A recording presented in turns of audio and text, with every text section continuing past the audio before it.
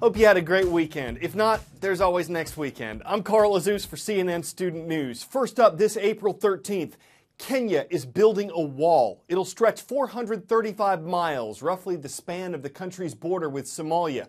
Kenya is also reportedly telling the United Nations to relocate the world's largest refugee camp. It's in Kenya. It contains 600,000 Somalis.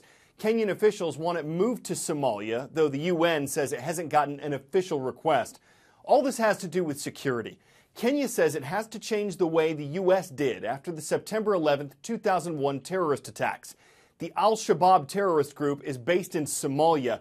Kenya believes its operatives crossed the border into Kenya, possibly filtering through the refugee camp before targeting Christians and killing 147 people at a Kenyan university earlier this month. Al-Shabaab also claimed responsibility for an attack in 2013 that killed 67 people in Kenya's Westgate shopping mall.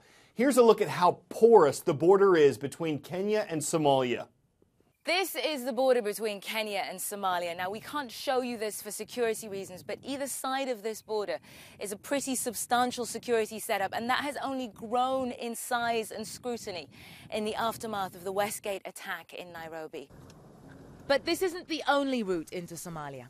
Hacked out of the undergrowth, this is where traffic flows. The Panya routes, so-called rat routes, used by smugglers to cross back and forth undetected. Branching brazenly off from the government roads, they're certainly a smoother ride, in spite of the Kenyan government's efforts to beef up border security. Up through these smugglers' routes, we've managed to enter Somalia from Kenya without any checkpoints, without being asked for ID, without seeing any sort of government presence. Night falls and it's rush hour on the Panya routes. People and goods ferried back and forth. Everyone is too afraid to stop for long here, even to help the stranded families we see along the way. Many are escaping the uncertainty back home in Somalia, but some are seeking to enter Kenya undetected for their own ends. The Panya routes end in the Dadaab refugee camp. Authorities believe that during the build-up to Westgate, Al-Shabaab operatives traveled from Somalia through the Panya routes and hid among the refugees in the camp. And it's from there the Kenyan authorities say that they and other undocumented people made their way through government checkpoints and deeper into Kenya. For the first time in 50 years, the leaders of Cuba and the U.S. sat down together for meaningful talks on Saturday. The two governments are working toward normalizing relations that have been largely cut off since the Cold War.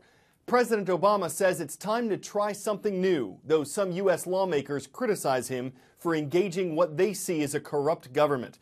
On the Cuban side, President Raul Castro said there could be some stumbling blocks in repairing ties, but that they could be overcome. One complication, Venezuela. It's an ally of Cuba, but a rival of the U.S. And Venezuelan President Nicolas Maduro said he respected but didn't trust President Obama. All of this happened at the Summit of the Americas, a meeting of Western Hemisphere leaders. The location for this year's event was Panama. The Panama Canal is an engineering marvel that connects the world through a series of gates and locks. It's been bringing in about $2 billion worth of revenue since 2010, and profits are expected to double with the addition of a deeper, wider, bigger third lane of traffic. As it stands today, about 14,000 ships cross through the canal every year, and hear this, about 60% of that traffic either starts or ends at U.S. ports. Ships are loaded with about 4,500 20-foot containers. Now, fully loaded container vessels take about 8 to 10 hours to cross the 50-mile canal, and hear this, they pay about $450,000. The expansion is set to be completed in 2016, accommodating post-Panamax ships. Now, these vessels hold about 13,000 containers. It will take those vessels about 14 hours to cross the canal. No word yet on the additional cost, but here's what we do know.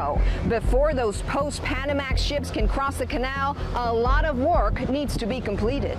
Creating a new 6.1-kilometer Pacific Access Channel, deepening of the Pacific and Atlantic entrances. And perhaps what has captivated most people is the new system of locks and gates, requiring more than 4 million cubic meters of concrete, which is poured by thousands of workers. And 16 gates, those were built in Italy, the tallest of those 11 stories high. The expansion will cost more than $5 billion, and it will take more than 8 years to complete.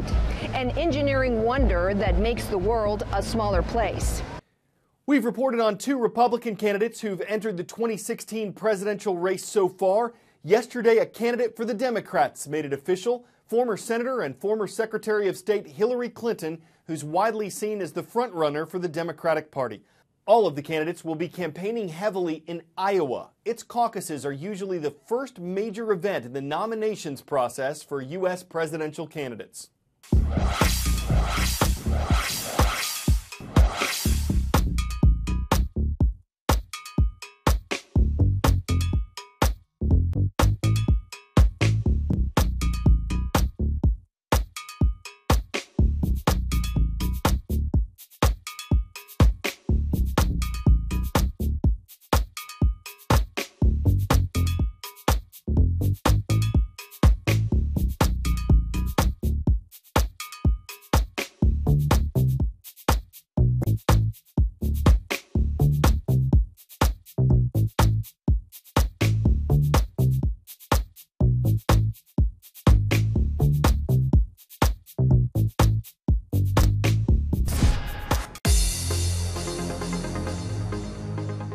Time for the roll call. 3 requests from Friday's transcript page at cnnstudentnews.com. Number 1, the American International School of Johannesburg. It's in the city of Johannesburg in eastern South Africa.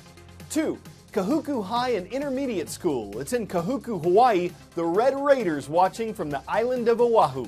And in Moran, Kansas, the Sunflower State, we've got the Wildcats of Marmaton Valley Junior-Senior High School. When you look into someone's eyes and you see blue or green or brown, you're actually looking at the pigment in their irises. The iris expands and contracts, controlling the amount of light that hits your pupils.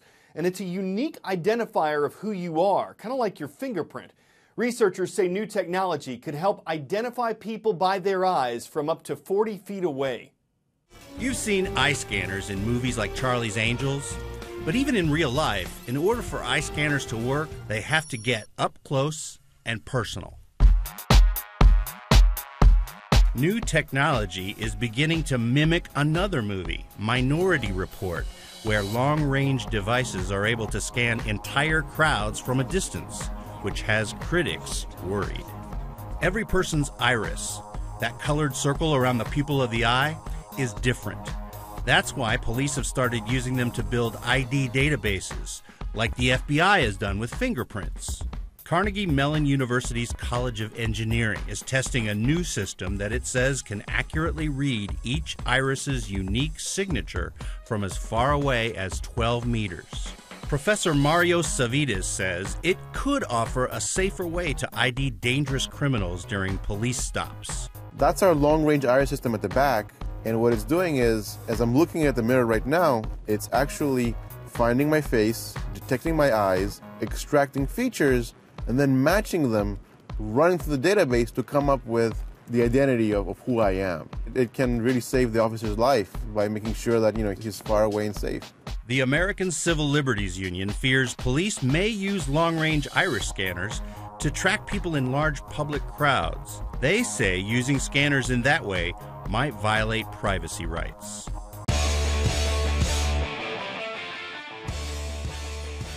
When springtime springs up in the U.S. Capitol, one plant that blooms stands as a symbol of history and friendship.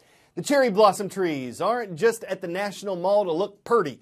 They were a gift from Japan in 1912 that continue to bring color to the District of Columbia every year. Locals and tourists the world over can see them near the Washington Monument, by the Tidal Basin, and in East Potomac Park. And following the doldrums of winter, they're sure to cherry you up with some of the most flowerful leafings that would never leave you and your buds disappointed. CNN Student News branches out with more news and puns tomorrow.